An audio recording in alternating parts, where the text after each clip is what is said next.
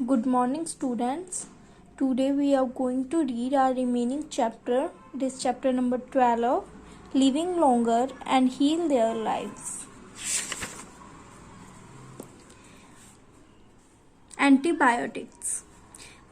Bacteria are germs which spread several diseases such as tuberculosis, cholera and typhoid. जो bacteria है वो germs होते हैं जो कि काफ़ी तरह के जो बीमारियां हैं उन्हें स्प्रेड करते हैं, जैसे कि ट्यूबरक्लोसिस जो कि एक इन्फेक्शन होती है लंग्स की, cholera and typhoid. In 1928, Alexander Fleming discovered a drug called penicillin. 1928 के अंदर जो अलेक्जेंडर फ्लेमिंग है उन्होंने एक ड्रग यानी कि एक मेडिसिन डिस्कवर की जिसका नाम था penicillin, which could prevent the growth of bacteria. ये जो मेडिसिन है ये बैक्टीरिया की जो ग्रोथ है उसे प्रिवेंट करती है. He used the drug to cure many types of bacterial infection. उन्होंने इस मेडिसिन का यूज किया काफी तरह की बैक्टीरियल जो इन्फेक्शन थी उससे बचने के लिए. Later many other such drugs were discovered. थोड़े समय बाद इस तरह के काफी जो मेडिसिन थी वो डिस्कवर हुई.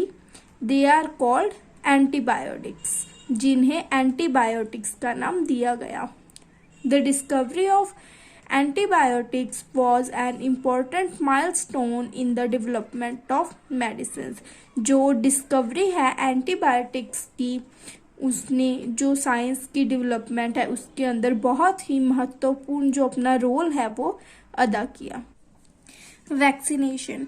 Medicines such as antibiotics cure diseases but vaccines prevent diseases from occurring.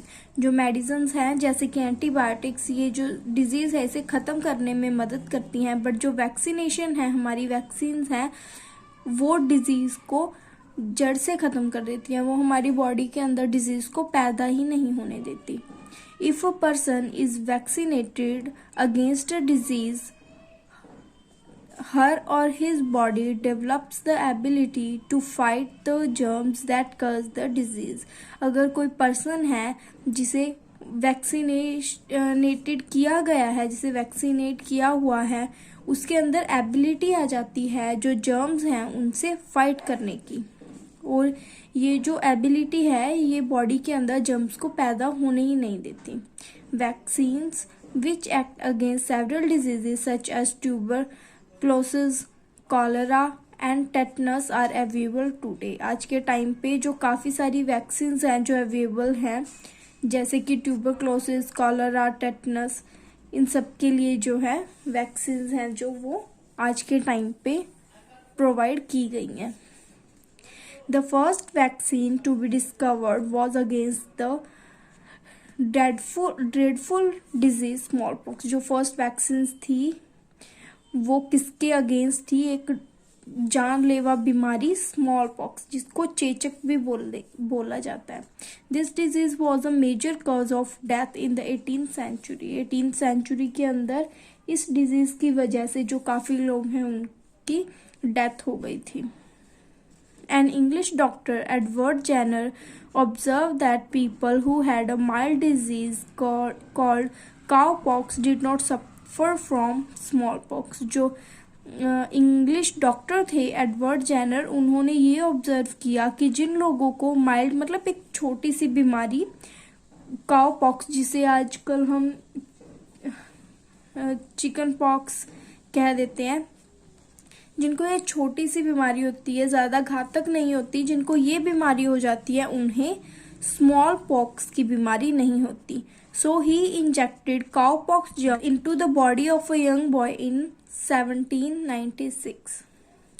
सो उन्होंने एक यंग बॉय की बॉडी के अंदर काउपॉक्स के जर्म्स हैं जो वो इंजेक्ट किए 1796 के अंदर. A few weeks later he injected him with smallpox germs. कुछ वीक्स बाद उन्होंने उसी बच्चे को स्मॉल पॉक्स के जो जर्म्स थे उससे इंजेक्टेड किया. The boy did not get smallpox. जो बॉय है उसको स्मॉल पॉक्स नहीं हुआ.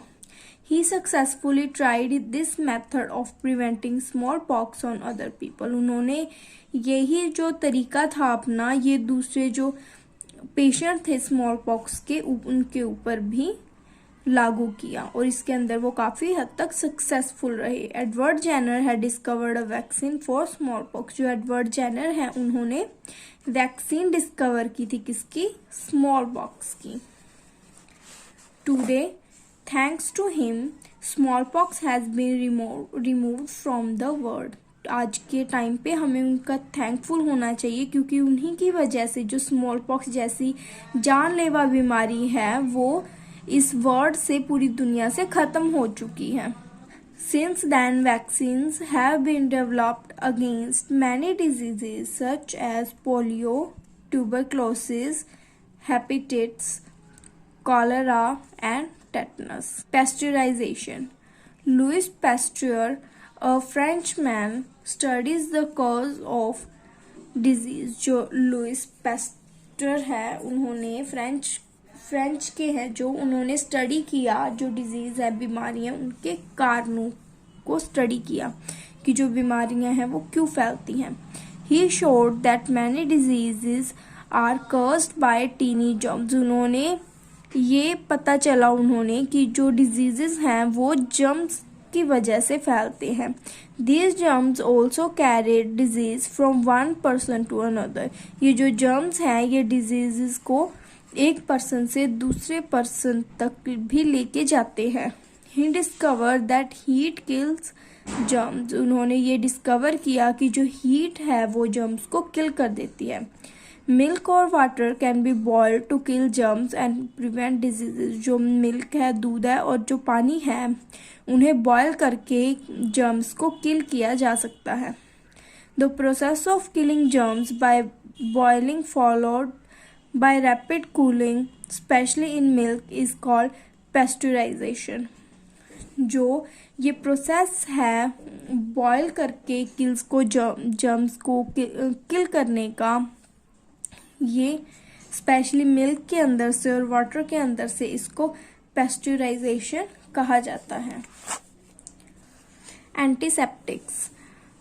Joseph Lister, a surgeon, lived about 150 years ago. 150 years पहले एक सर्जन थे Joseph Lister. At that time surgery was new and many patients died after operation due to infection of the wounds. जो उस time पे जो surgery थी वो काफ़ी न्यू थी और सब सर्जरी के बाद काफ़ी पेशेंट्स थे वो मर जाते थे क्योंकि इन्फेक्शन हो जाती थी उनको. Lister tried several methods of controlling the infection without success. जो लिस्टर है उन्होंने काफ़ी मेथड्स ट्राई किए ताकि ये जो इन्फेक्शन है इसको कंट्रोल किया जा सके पर वो इसमें सक्सेसफुल नहीं हुए. Then he studies Pasteur's findings about germs. तब उन्होंने स्टडी की और उन्होंने जर्म्स के बारे में पता लगाया. He realized that germs cause the infections in the wounds and started looking for a method to kill the germs. तब उन्होंने ये रियलाइज़ किया कि जो जर्म्स हैं वो इन्फेक्शन का कारण बनते हैं और तब उन्होंने इन जर्म्स को किल करने के लिए कोई मेथड ढूंढा. He tries a chemical called carbonic acid. उन्होंने एक केमिकल ट्राई किया जिसका नाम था carbonic acid. He sprayed carbolic acid in the air, washed his hand, instruments and the patient's skin with it before performing an operation. उन्होंने इसको carbolic acid को spray किया अपने हैंड्स पे, इंस्ट्रूमेंट्स पे और जो पेशेंट है उसकी स्किन पे ऑपरेशन करने से पहले. The death due to infection calmed down dramatically. जो इन्फेक्शंस के कारण डेथ हो रही थी उनके अंदर कमी आई. Lister had discovered the first antiseptic, a chemical that kill germs. जो जोसेफ लिस्टर हैं उन्होंने सबसे पहला जो एंटीसेप्टिक है वो डिस्कवर किया जिससे कि जो जर्म्स हैं उन्हें किल किया जा सकता था. Keeping healthy. Germs cause several diseases. Many diseases are also caused if we do not eat a proper diet. जो जर्म्स हैं वो काफ़ी तरह के डिजीज़ फैलाते हैं, लेकिन काफ़ी डिजीज़ इस तरह के हैं जो कि हम अगर अच्छे से डाइट नहीं करते तो वो डिजीज़ हमें हो जाते हैं। We can remain healthy by following simple rules which take care of these two factors. अगर हमें हेल्दी रहना है तो हमें कुछ सिंपल रूल्स हैं जिन्हें हमें फॉलो करना पड़ेगा, जो कि इस तरह है। Eat good nutritious food which give the body all the nutrients it need. हमें अच्छे न्यूट्रिशियस फूड खाना चाहिए ताकि हमारी बॉडी को जितने भी न्यूट्रिशियस चाहिए वो उसे मिल सके। Second number, keep your self and your surroundings clean. अपने आप को और जो अपने आसपास की जगह है उन्हें क्लीन रखें। This prevents the breeding and spreading of germs. इससे जो जर्म्स हैं उस पैदा नहीं होंगे वो और फैलेंगे नहीं। Keep your body clean by having a bath with soap and water every day.